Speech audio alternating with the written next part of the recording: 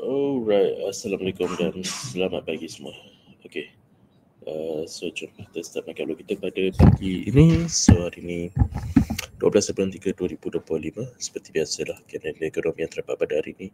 So anda boleh fokus lah di pasaran di Amerika Syarikat pada pelan malam nanti. Kita ada laporan CPI. So salah satu laporan yang agak penting dan mungkin akan bergerakkan pasaran dengan lebih volatile pada pelan malam nanti. Dan yang seterusnya untuk US 10 yield. So kenapa kita kena kaji juga pasaran bond, kerana ianya sangat penting mempunyai kaitan rapat dengan pasaran sebagai contohnya mata wang US dollar, gold, silver dan juga indeks dan lain-lain lagi. So US 10 yield selalunya digunakan untuk kita buat kaitan rapat dengan pasaran komoditi emas, kerana pasaran bond adalah leading indicator to commodities asset. Okay, so buat masa kini US 10 yield didagangkan positif setelah pelabur mengambil langkah untuk melindung nilai di dalam pasaran bond di kala keadaan tidak menentu pada ketika inilah disebabkan oleh tarif dan sebagainya.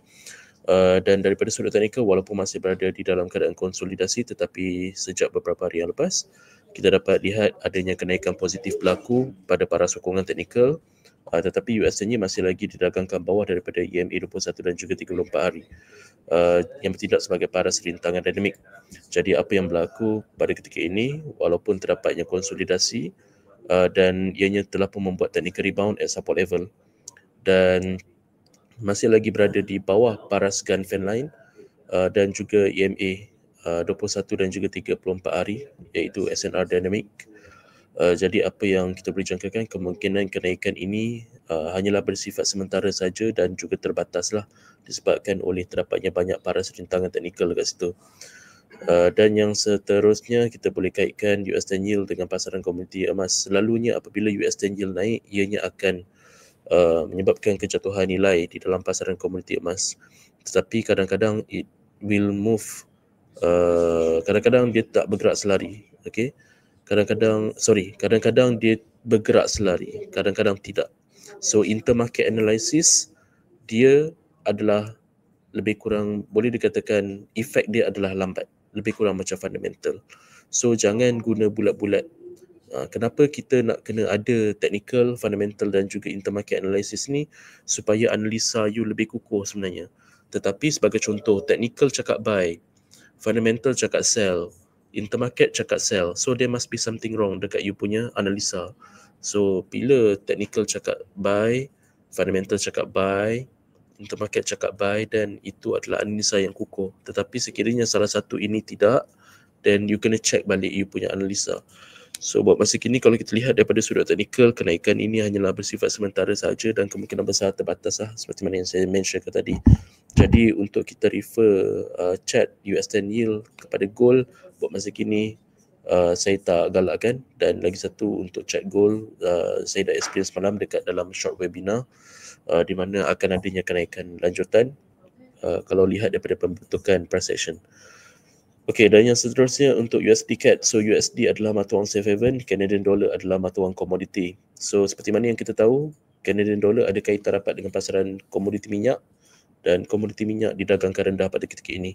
So apa yang kita boleh jangkakan adalah Canadian dollar akan didagangkan rendah disebabkan oleh kelemahan di dalam pasaran komoditi minyak.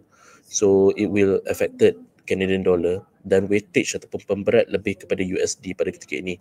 Walaupun you nampak ataupun you refer kepada diksi dalam keadaan kejatuhan, okay, tetapi kalau kita lihat daripada sudut yang berbeza, di mana kita nak kena kaitkan pasaran komoditi minyak dengan USD CAD, kita nak kena refer diksi dengan USD CAD kerana dekat dalam diksi pun terdapat Canadian dollar. So you kena refer banyak chart, okay, untuk menganalisa sesuatu pasaran. So dan you kena ada common sense sikit lah, di mana apabila pasaran minyak jatuh, takkan you nak expect USD CAD ni jatuh.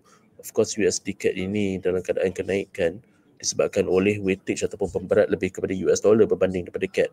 Lainlah kalau komoditi minyak itu dalam keadaan kukuh dan seterusnya akan beri tekanan kepada US dollar dan Canadian dollar akan didagangkan tinggi.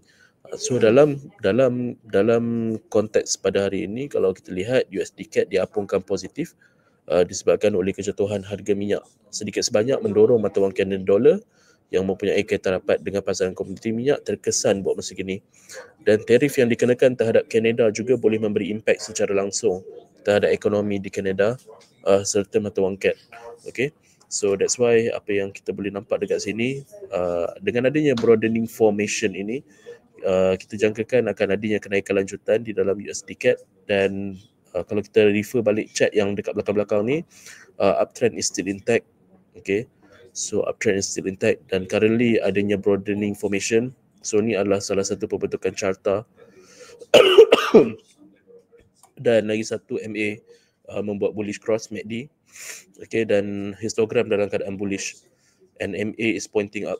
So basically the trend ataupun momentum dalam pembelian pada ketika ini, dan paras harga juga disokong cantik je oleh bullish Kumo Cloud dekat Senko Spanbi pada sokongan terakhir.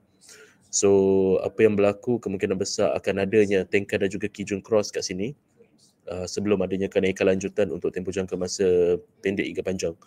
So itulah komen saya terhadap USD CAD dan juga US 10 yield tadi. Dan jangan lupa pada bulan petang nanti saya akan ada short webinar berkenaan tentang gun fan. Dan kita akan belajarlah tentang perkara tersebut.